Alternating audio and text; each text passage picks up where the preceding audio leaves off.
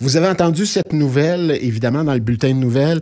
Le service de police de l'agglomération de Longueuil, le SPAL, demande de l'aide du public pour retracer d'éventuelles victimes de Jeffrey Beauchemin et Mathieu Desrosiers, tous deux âgés de 21 ans. On parle ici, entre autres, de crimes quand même assez importants. On parle de proxénétisme, entre autres. On parle d'extorsion, d'agression sexuelle. Alors, pour en savoir davantage, l'agent François Boucher du SPAL. Bonjour, agent Boucher. Bonjour, bon matin. Alors, on vous a vu à la télé il y a quelques minutes d'ailleurs, puis là, on vous entend à la radio également. Vous êtes à la recherche de victimes potentielles.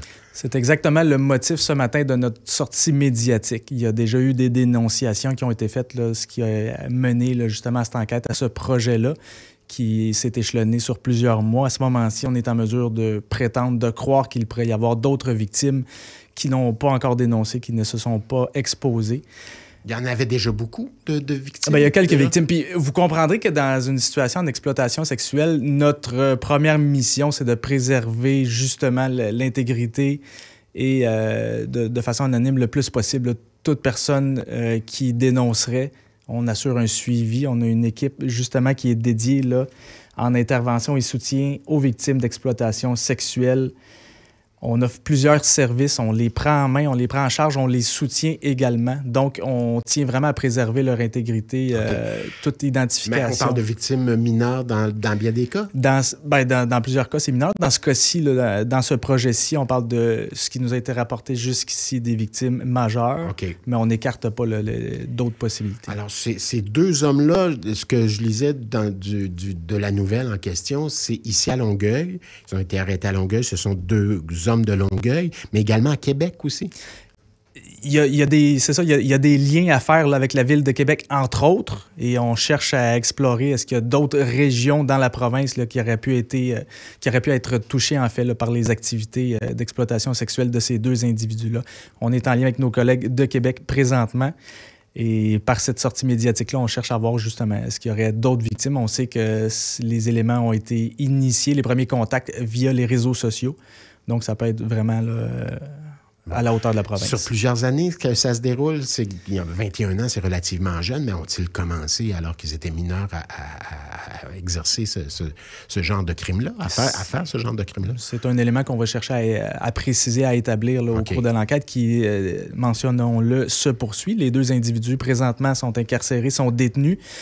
C'est un excellent moment pour toute personne qui aurait pu être victime ou qui aurait toute information en lien avec les activités d'exploitation sexuelle de ces deux individus-là d'entrer en contact avec nous. Encore une fois, on offre le numéro de téléphone qui est le 450-463-7192.